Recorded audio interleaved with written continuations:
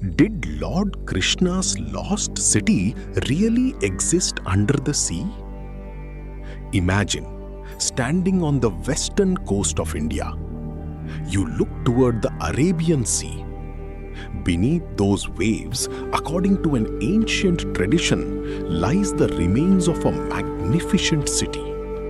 A city associated with one of India's most beloved figures, Lord Krishna. Its name is Dwarka. For centuries, stories have described Dwarka as a magnificent city connected with Krishna and the Yadavas. And then comes the mystery. Was Dwarka simply a legendary city described in ancient texts?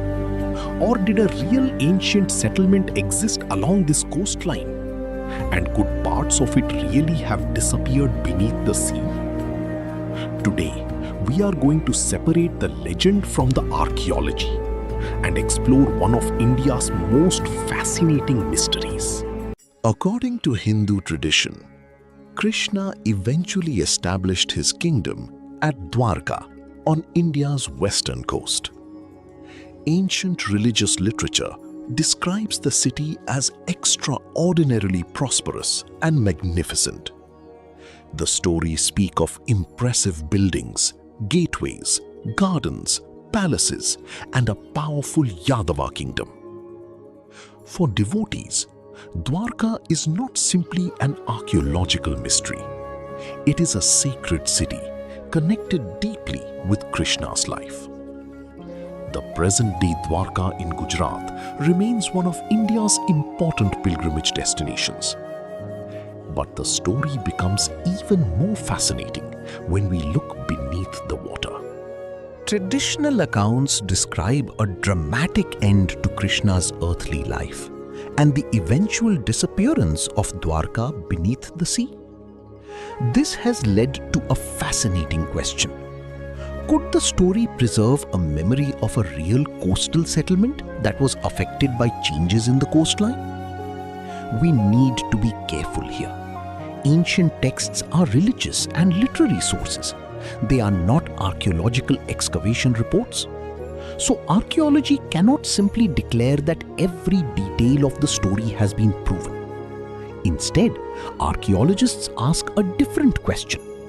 What physical evidence exists in the region? And this is where the mystery becomes much more interesting.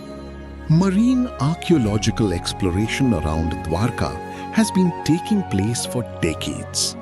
Researchers from India's National Institute of Oceanography and other institutions investigated areas around Dwarka and Bet Dwarka. Underwater surveys found archaeological materials, including dressed stone blocks and stone anchors. Earlier investigations also identified submerged remains in the coastal waters. These discoveries demonstrate that people used this coastline and that significant maritime activity took place here. But there is an important distinction. Finding ancient structures underwater does not automatically prove that they belonged to Krishna's Dwarka. That question remains a subject of archaeological interpretation and debate. And that uncertainty is actually what makes the mystery so fascinating. Another important location is Bet Dwarka, an island off the Gujarat coast. Archaeological investigations there have uncovered evidence from different periods. Researchers have reported pottery, seals, inscriptions, anchors, and other archaeological material. Studies of Bet Dwarka indicate a long history of human occupation and maritime activity. This tells us something important. The region was not an isolated coastline. People lived here, people traveled here, and people used the sea. The western coast of India was connected to ancient maritime networks. So when we hear stories about a prosperous coastal city, the archaeological evidence gives us a real historical landscape in which such stories could have developed. But again, this does not establish that every legendary detail of Krishna's Dwarka has been archaeologically confirmed. Imagine diving beneath the waves. Instead of seeing a modern city, researchers encounter a very different world. Stone blocks, anchors, archaeological objects, fragments of structures, and a seabed shaped by centuries of coastal change. Some earlier marine archaeological research reported submerged structural remains in the Dwarka area. The exact age and interpretation of individual discoveries are important because the region contains evidence from multiple periods. That means the underwater archaeology of Dwarka is not necessarily the remains of one single city that disappeared at one moment.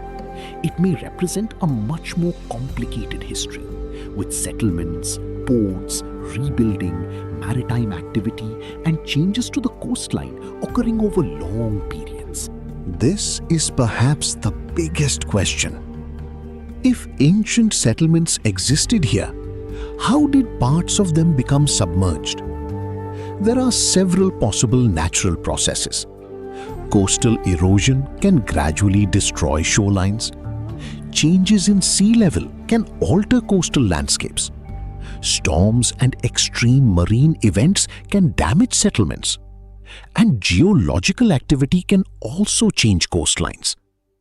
But researchers must examine physical evidence before deciding what happened at a particular site. So it would be misleading to say, we know exactly why Krishna's Dwarka sank. We don't. The archaeological investigation is still important, precisely because scientists and archaeologists are trying to understand the sequence of events. And the story hasn't ended. In 2025, the Archaeological Survey of India announced renewed underwater exploration around Dwarka and Bet Dwarka.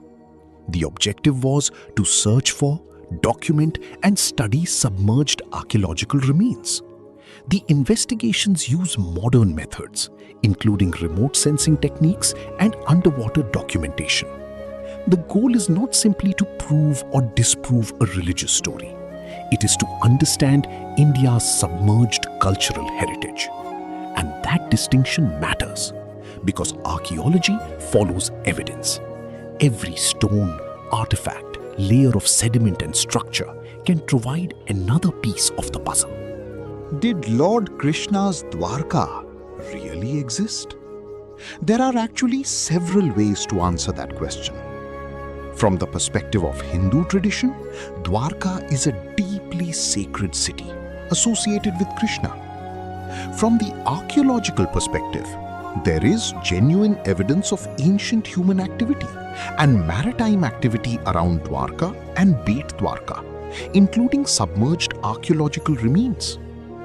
But whether those remains can be definitely identified as the exact city described in the Mahabharata and other religious traditions remains unresolved. And perhaps that is the most honest answer. We have evidence, we have ancient traditions, we have underwater remains. But we do not have a simple archaeological inscription saying, "This is the city of Krishna." Perhaps the most fascinating part of Dwarka is not that we have solved the mystery, but that we haven't. Imagine what future underwater exploration might reveal. A new artifact, a new structure, a new date, a new geological discovery. Any of these could change our understanding of the ancient coastline. For now, Dwarka remains a remarkable meeting point between faith, literature, archaeology, and the sea. A place where an ancient story continues to inspire modern scientific investigation. So, was Krishna's legendary Dwarka swallowed by the Arabian Sea? The answer depends on what we mean by Dwarka. The sacred Dwarka of Hindu tradition belongs to a powerful religious and literary tradition. The archaeological Dwarka reveals evidence of ancient settlements and maritime activity. And somewhere between these two worlds lies a mystery that researchers are still trying to understand. Perhaps one day, the sea will reveal another piece of the puzzle. Until then, Dwarka remains one of India's greatest ancient mysteries. What do you think? Do the underwater remains represent the legendary Dwarka of Krishna?